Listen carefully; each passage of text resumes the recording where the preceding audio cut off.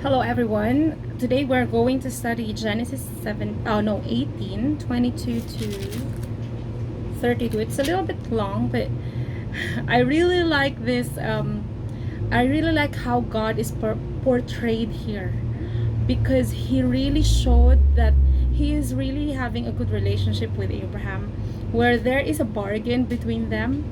And even though Abraham knew that God knows what he is doing, still he was able to bargain. And God, um, I like their conversation here. So let's continue. So this is where Abraham was informed that he's going to destroy, or he's going to visit Sodom and Gomorrah, because the outcry was great about their evilness. So they're going down and visit the place. So I think the Lord knew. I think the Lord knew that Sodom and Gomorrah had filled the cup already of judgment, that they have to be judged. But this is for everyone to see how God is when it comes to relationship, when it comes to communication, when it comes to say that I can hear you. I'm here to make a conversation with you. Although you know that I know what is best, but still I'm here to listen to you, and to not to learn more about you, but to let you know that I'm here to listen. I'm always here to be with you. Okay, so let's see what Abraham has to say.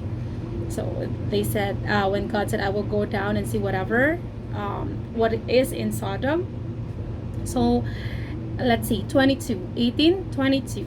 Then the men turned away from there and went toward Sodom, but Abraham still stood before the Lord. So the two left, and then the Lord was left with Abraham. And Abraham came near and said, would you also destroy the righteous with the wicked?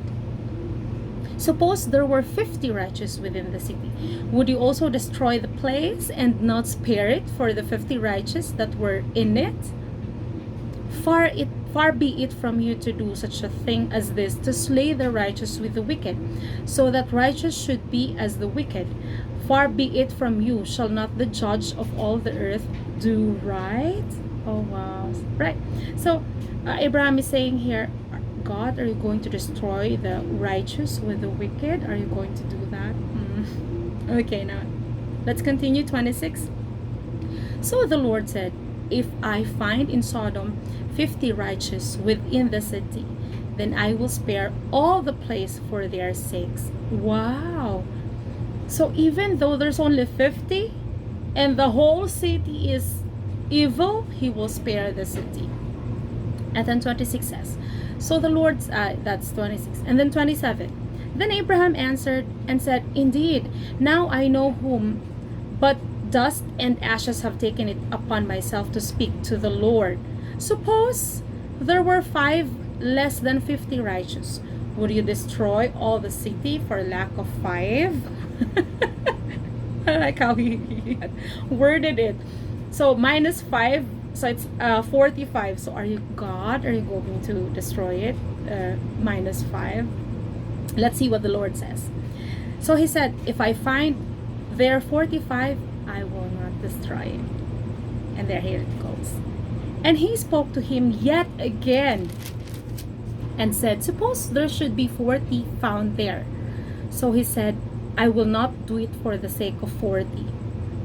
Then he said, let not the Lord be angry, and I will speak. Suppose 30 should be found there. So he said, I will not do it if I find 30. If I find 30 there. So from 50 it went down to 45, and then 30, and 45, and then 40, and then 35. 30. And then he said, indeed now I have taken it upon myself to speak to the Lord. Suppose 20 should be found there. So the Lord said, he said, I will not destroy it for the sake of 20. Aww. And then he said, let not the Lord be angry, and I will speak but once more. Suppose 10 should be found there. And he said, I will not destroy it for the sake of 10. So the Lord went his way as soon as he had finished speaking with Abraham, and Abraham returned to his place. See how the Lord wants to listen to you. And I know the Lord was faithful when he promised that he's not going to destroy the place if he found 10. But did he find 10? I think not, because he destroyed the place. So I'm not sure how much the population in that place is. I think that's a lot. Even 10 was not found. And look at how God converses with Abraham. And that's how he wants us to converse with him too. So every morning, let's try doing this. And see how from 50 it went down to 10. That's how compassionate, patient is, loving God is towards us. And it's like a child, we should talk to him like that, like how Abraham behaved. And like a loving parent, he will respond to us lovingly. So that's it for today. I'm gonna see you again tomorrow. Let's see what will happen to Sodom and Gomorrah.